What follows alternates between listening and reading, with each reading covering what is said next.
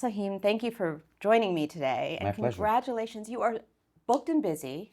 You're just finishing up Romeo and Juliet at the Yep. Delacorte Theater in Central Park, and of course, Buena Vista Social Club on Broadway, and Yeah. the tour is coming up. Yes. You're very busy. And I was wondering, as I was thinking about you, you've worked on new plays, you've worked on classics, you've worked on musicals. Which one satisfies you the most, and which one challenges you? You know, I always say a happy life for me is one where I'm going back and forth between the three. I love new plays, I love new musicals, and I love Shakespeare especially. They challenge different parts of my brain. They involve different types of creativity. Musical is a big beast, and sometimes I like to take a hard swing and work on a tried and true 400-year-old play that needs no rewrites and just kind of focus on that. So I really love going back and forth between them because I find it keeps me dynamic and excited. When I was thinking about this show, I was thinking about how I had this album in the 90s and I didn't know anyone that didn't have it. Yeah. Everyone had it. Yeah. But it came to you in an unusual way, I think. So I want to hear about your introduction. Yeah. I grew up in Kenya, born and raised in Nairobi. My dad was an airline pilot. And so we would take trips with him and he would bring music from all over the world as well. And he brought that album home. And I was obsessed with it. I would listen to it cover to cover, every single song. I memorized all the lyrics. I didn't know what I was singing, but I loved to sing it. So that's how it came into my life. If my dad hadn't been an airline pilot and loved music, I don't think I ever would have heard it.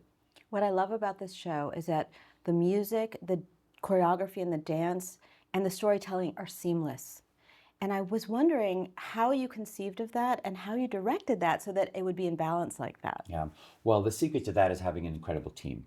So it was myself, Marco Ramirez, the writer, Justin and Patricia Delgado, the choreographers, and Marco Fagia, who was the music supervisor and orchestrator.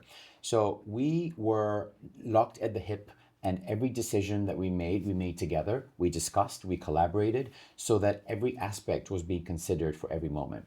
I wanted the songs to feel alive and full and rich, and that the languages side by side would feel cohesive, and you didn't feel like you didn't understand what was happening if it wasn't your first language. So in the scenes, for people who don't speak English, they were able to follow along, and for if you didn't speak Spanish, you were able to follow along in the songs. So it's really the power of collaboration and having a great team. Take me back to the original conception for this show. What was your vision? Well, I wanted these songs to live on stage in the original form, and I wanted to make music and music making central to the story. So I knew that I wanted the band on stage.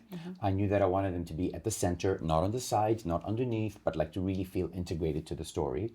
And so I really worked out how to create a container for the world where their presence was there, and you accepted them when they were there, and they were invisible when they weren't.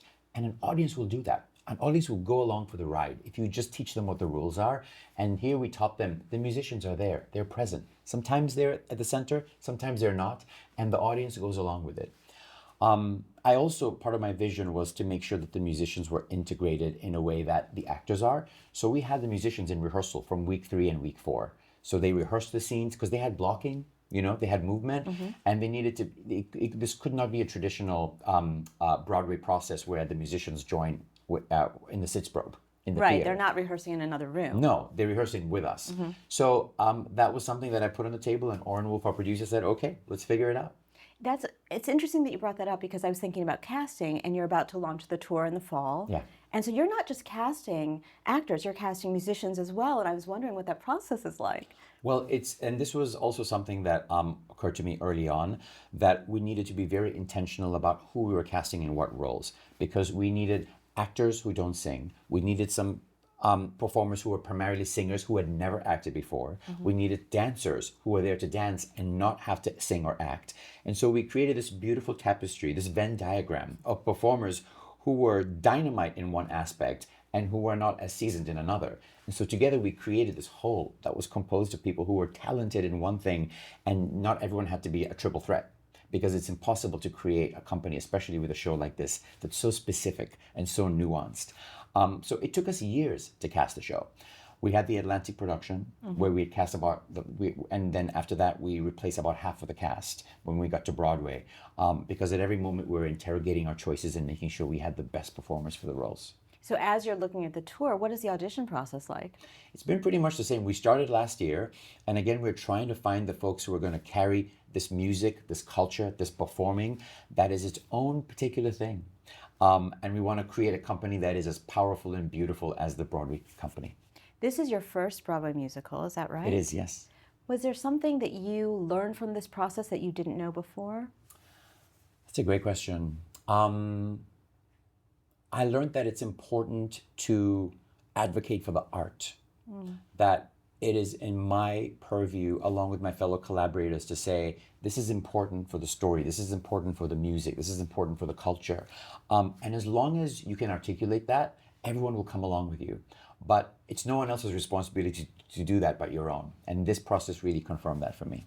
I think of you as an advocate for art and for artists, and also for just spreading culture to different audiences. And with this show, to have a score completely in Spanish, that's definitely happening. Why do you think it resonates with audiences no matter where they're from? Because this music is so powerful. The music itself traversed the world. It didn't matter what your language was, whether you were in Asia or Africa like me, the music touched people. So I really felt like if we could create a container for this music and allow it to exist, we have to trust it, because the power of the language and the power of the culture transcends everything. So, so Swahili is my first language. So English I speak to you right now, but that's not the language that grew up speaking. But it's not important because we're communicating with each other and we can understand each other.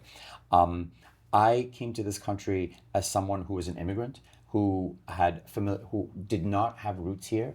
And so my empathy extends to people of other cultures who are also here in America, living, making a life, being in the arts. And so I think that I strive to be an empath also to other cultures that are not my own, that are not necessarily American, because together we can create a piece like Buena Vista Social Club.